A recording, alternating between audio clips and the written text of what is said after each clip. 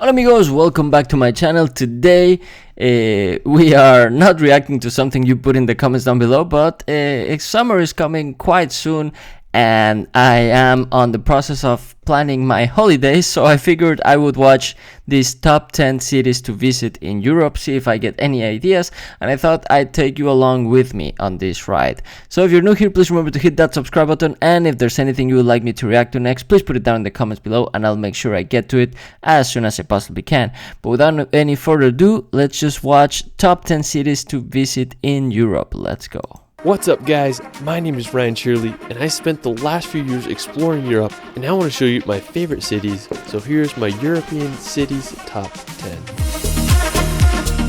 I like this song.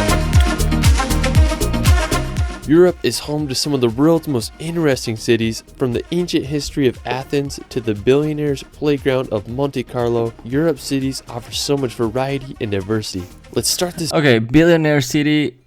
I'm not going to Monte Carlo. Have you seen how many views my videos get? I'm not becoming a millionaire anytime soon. Video off at the beautiful city of Lucerne. Located in the heart of Switzerland, Lucerne is a picturesque lake city surrounded by the Swiss Alps. It's just a short 40-minute drive from Zurich. One of my favorite parts of Lucerne is all of its medieval buildings and architecture. Lucerne is home to Chapel Bridge, which is the world's oldest surviving truss bridge. It was built over 600 years ago in 1365. It almost burnt down in 1993, but it was reconstructed and it's now open to the public. Another impressive place in Lucerne is the Mouseg Wall and Towers. The fortifications began in the 13th century and it's made up of 9 stone towers that were used as a defense wall during medieval times. Aside from all the history, Lucerne is just a beautiful city to walk around and explore the lake and all the surrounding scenery. I mean, it's hard to beat the beauty of this Swiss city. Alright, after Lucerne, we're going to head over to Portugal to visit. I heard that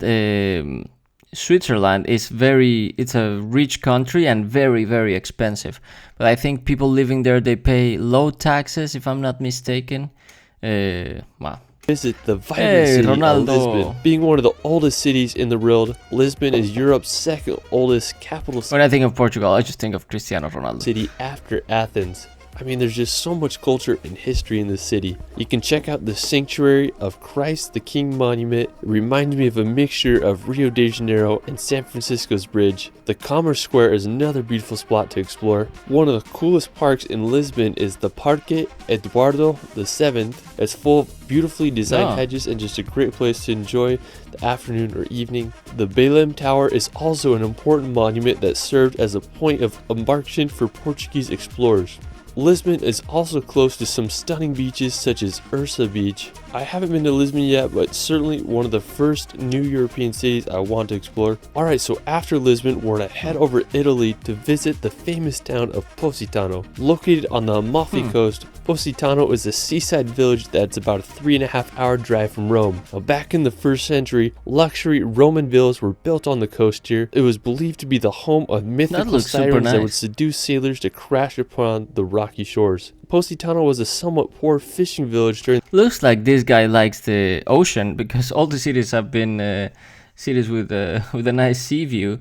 So we can definitely tell what this guy likes for when he's going on vacation. In the first half of the 20th century, but tourism began to gain traction in the 1950s, especially after John Steinbeck wrote about Positano in his essay where he said it is a dream place that isn't quite real when you are there, and becomes beckoningly real after you are gone. When you see this place in real life, I think you'll feel the same as Steinbeck. I mean, it's just hard to beat the beauty of this place. The backdrop of the mountains filled with colorful villas against the Mediterranean Sea filled with boats and yachts. It's just jaw-dropping. Positano is quite a touristy destination, so be aware you maybe get some crowds, especially going the summer, but the beauty is worth that price if you ask me. I mean, it's just such a stunning location. Alright, after Italy, we're going to visit possibly the most iconic city in the world, London. I've traveled more to London than any other international destination. I love the city so much and I just keep coming back for more. Everything from double-decker buses to the energy of Piccadilly Circus makes the city feel so alive. There's just so many places to see. You can check out the iconic Big Ben and walk across the bridge to see the Palace of Westminster. There's the Tower Bridge, which is possibly the most famous bridge in all London.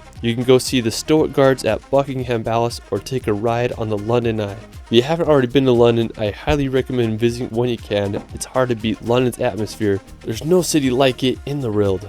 While we're still in the UK, we're going to head over to Edinburgh. If you want to go back in time, Edinburgh is a must. It's where J.K. Rowling wrote her Harry Potter novels. When I started traveling, this was one of the first cities I visited. It's a medieval town with intricate neoclassical buildings, cobblestone streets, and beautiful gardens. The iconic Edinburgh Castle overlooks the city and it's home to Scotland's crown jewels. One of my favorite places in Edinburgh is Calton Hill. It just offers a beautiful... I think this one so far is the one I'm more attracted to. This one looks really pretty. View of the entire city. Another cool spot in Edinburgh is Arthur's Seat. It's located in Holyrood Park and it's a short walk from Edinburgh Centre. Arthur's Seat is an extinct volcano with an elevation of 823 feet. When I was there, I wanted to get as high as I could so I could see all of Edinburgh. I made the hike up and reached the top. I just had a good time hiking around Holyrood Park and enjoying the views of one of Europe's most beautiful cities. After Edinburgh, we're going to head down to Croatia to visit the medieval town of Dubrovnik. Now, located in southern Croatia, Dubrovnik is one of the most popular medieval cities in Europe. The history of Dubrovnik dates back to the 7th century when it was founded by refugees. During the 14th century to 1808, Dubrovnik was ruled as a free state. One of the most notable features of Dubrovnik are the walls that surround the old city. They are almost 2 kilometers in length and they are anywhere from 4 to 6 meters thick. They were used to protect the city throughout history. The unique look of the city has made it a popular filming location. Dubrovnik was featured in Game of Thrones as it was used to depict the city of King's Landing. After Croatia, we're going to head up north to visit Czech Republic to visit the capital city of Prague. I've been there. It's so beautiful. Prague, I loved it. Due to its especially this bridge with a lot of statues. Location and rich history, Prague is known as the political, cultural, and economic center of Europe. Prague was the capital of the Kingdom of Bohemia and was the main residence of many Roman emperors such as Charles IV. One of my favorite attractions is the Charles Bridge. Its construction began in 1357 and it wasn't finished until the beginning of the 15th century. The bridge is decorated with an alley of over 30 statues. I mean, it's just so scenic and such a great feature in Prague. The Old Town Square is also a great place to explore, and the Prague Castle is another beautiful sight to see. It's considered to be the largest ancient castle in the world, and it was built more than 1,000 years ago in the 9th century. I mean, that's a freaking long time. Prague has such a historic vibe, and I hope all can visit. After Prague, we're going to head over Spain to visit the famous city of Barcelona. Hey, I've been there too. Now, when you think of Spain, this is what you probably imagine. Barcelona is home to incredible architecture, Mediterranean beaches, and an energetic vibe all around. When I was in Barcelona, I wanted to get a good vantage point of the whole city, so I hiked up this place called... Come on, is he not going to mention the church? When I was in Barcelona, I wanted to get a good vantage point of the whole city, so I hiked up this place called Mirador de les Batteries. It's a wild spot that offers a 360 panoramic view of the city. The most iconic attraction in Barcelona is La Sagrada Familia. It's this Roman Catholic minor basilica that began construction over 138 years ago, and it still isn't finished. It's anticipated that construction will be finished in 2026, but who knows? All I know is one of the most unique buildings in the world, and I still can't get my head around that it's been in construction since 1882. Yeah, when I was there, they were also just, they were continuing to build it. I was like, okay. So the guy that started building it will never see the end result. Alright, after Spain, we're going to head over to Greece to visit the city of Athens.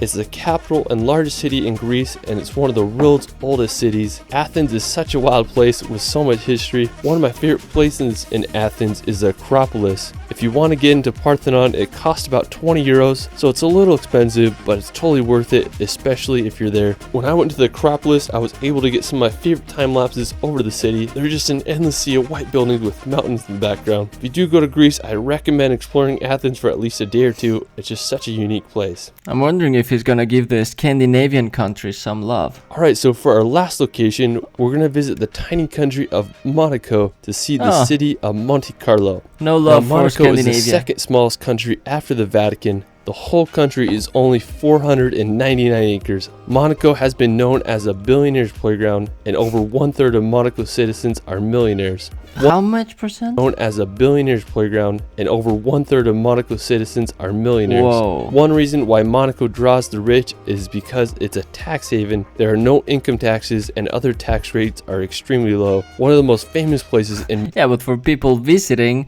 it must be hell because it's so expensive. Yeah, people living there, they don't pay taxes, so they're super rich. But the people that go visit, we are paying our taxes. So yeah, maybe I don't want to visit Monte Carlo if it's the billionaire's playground. I'm guessing everything's gonna be expensive. It looks beautiful though. Monaco is the Monte Carlo Casino. It was opened in 1863 and has been featured in the James Bond films. Another annual tourist attraction in Monaco is the Grand Prix. I'd love to see some race cars ripping through the city there. If you can handle the riches of Monte Carlo and Monaco, Yeah. People showing up in a Ferrari, I would probably rent a bike. it's definitely a place to add to your European city bucket list. Well, that is it for my top 10. Europe is such a unique region of the world. There's just so many beautiful cities in Europe. I literally could have did a top 100 list, so it's really hard to narrow it down to 10. Let me know in the comments below where your favorite European city is. If you guys want a free lot or some free stock footage, I guess that's it for today's video. I think yeah, I wanted to see some places in Scandinavia. Oh, he actually does have a video called Top 10 Places to Visit in Scandinavia. He didn't show anything in Germany, nothing in Romania, in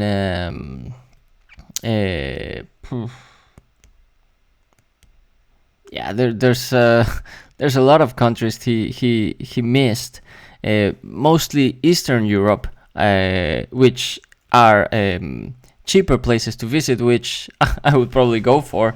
So definitely not Monte Carlo, not yet at least. Maybe in a few years when I save enough money. But anyway, I guess that's it for today's video. Thank you for if you have any recommendations of where I should go, please put it down in the comments below. And if there's anything you would like me to react to next, please also put it down in the comments below. But without any further ado, thank you so much for watching, thank you for subscribing, and I will see you next time. Bye.